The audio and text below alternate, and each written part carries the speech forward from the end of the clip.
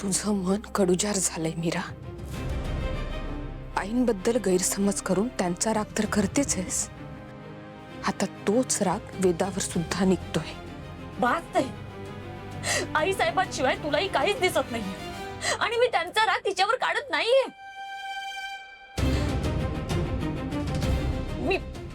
मी बोलेन वेदाशी।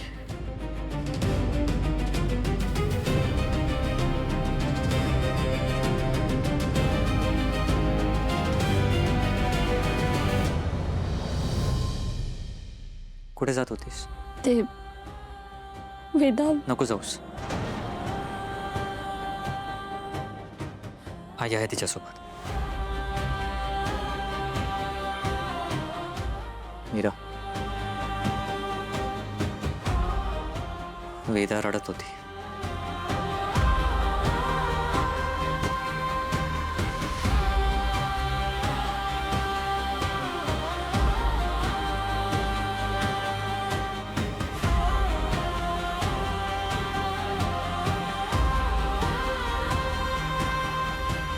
मीरा, तुला काय पटत नाही ना ते एकदाच घरच्यांना स्पष्टपणे सांगून टाक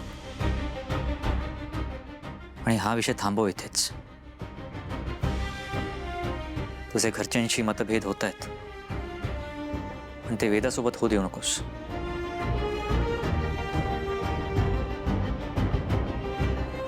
तो या घरात आल्यापासून तुझ्यामुळे वेदाच्या डोळ्यात कधी पाणी आलं नव्हतं मीरा, आज ते झालं।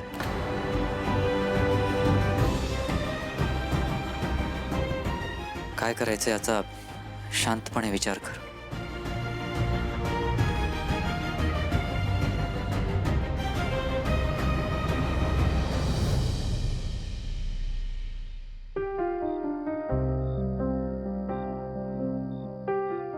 वेदाला खरंच भाऊ हवाय? ती निरागस आहे, तिच्या मनात हा विचार आला म्हणजे तिला मनापासून वाटलं असणार।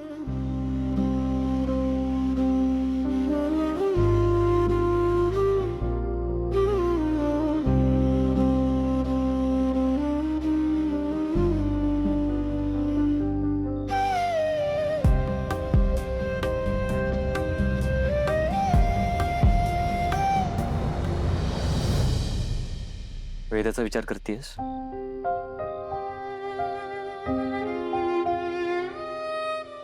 वेदाला खरंच वाटते की तिला भाऊ असावा।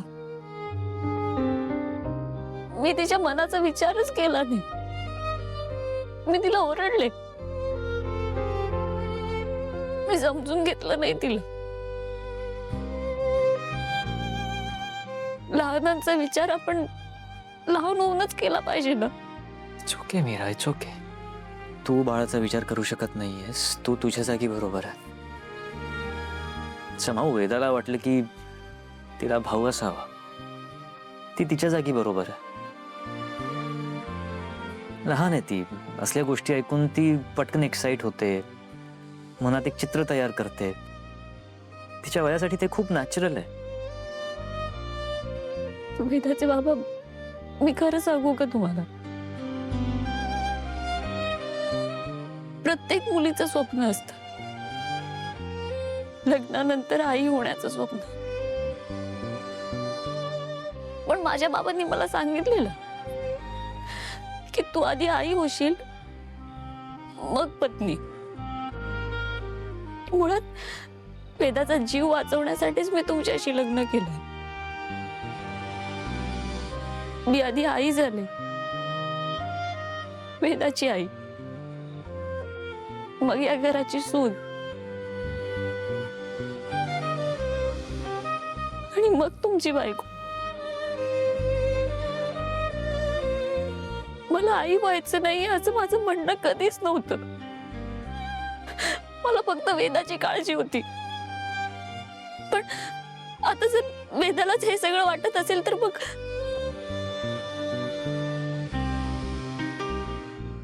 म्हणजे मला ना याची कल्पनाच नव्हती, आणि म्हणून कदाचित मी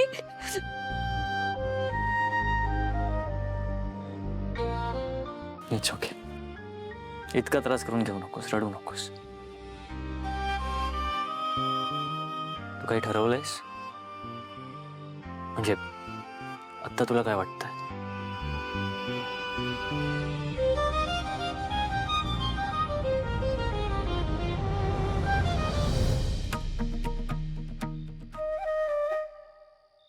मला वाटतंय मी वेदासाठी तरी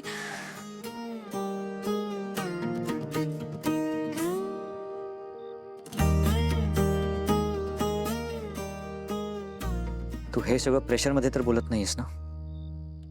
तुला आधी पण सांगितलंय, ह्या घरात ह्या विषयी तुला कोणीही फोर्स करणार नाही. नाही. मी मनापासून सांगते. आणि मला जरी बाळ झालं ना तरी सुद्धा माझं वेदावरचं प्रेम कधीच कमी होणार नाही. कधीच नाही.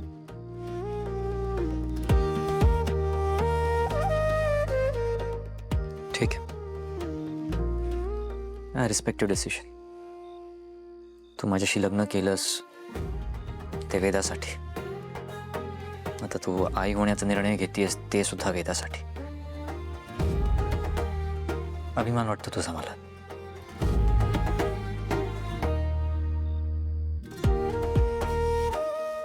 सो वेदाला हो सांगू?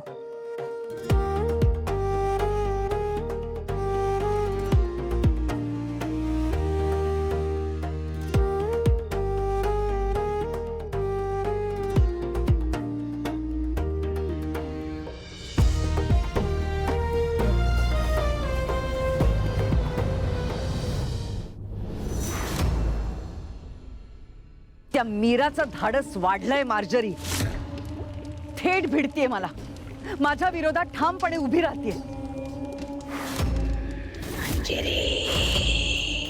आपण अंबिकाची शक्ती घालवली.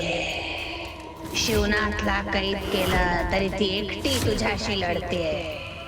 हो, कारण ती महागौरी तिच्या पाठीशी उभी आहे. मीराला बाळ व्हावं यात माझा काहीतरी स्वार्थ आहे हे तिला माहितीये, कळलंय तिला. म्हणून जरा कठीण झालंय सगळं. पण मी मागे हटणार नाहीये. मी सापळा रचलाय. मी त्या वेदाचा वापर करणार आहे. मग मीराची इच्छा नसली तरी सुद्धा तिला बाळ जन्माला घालावं लागेलच. तुला एवढा विश्वास आहे? हो मार्जरी, अथर्व माझ्या शब्दाबाहेर नाहीये.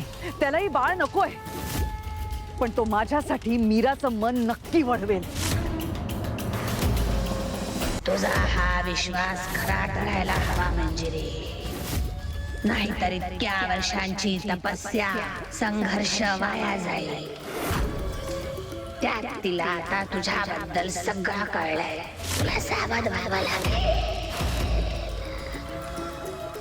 लक्षात ठेव, तुला सावध व्हावं लागेल. नाही मार्जरी, तिला पूर्ण सत्य कळलेलं नाहीये. तिला फक्त एवढंच माहितीये की मी तिच्या आईला जिवंत जाळलं, तिच्या बहिणीला घेऊन गेले आणि तिचं अख्खं कुटुंब उद्ध्वस्त केलं. पूर्ण सत्य याहूनही भयाने ते कोणालाच माहिती नाहीये. आणि मी ते मीराला कधीच कळू देणार नाही.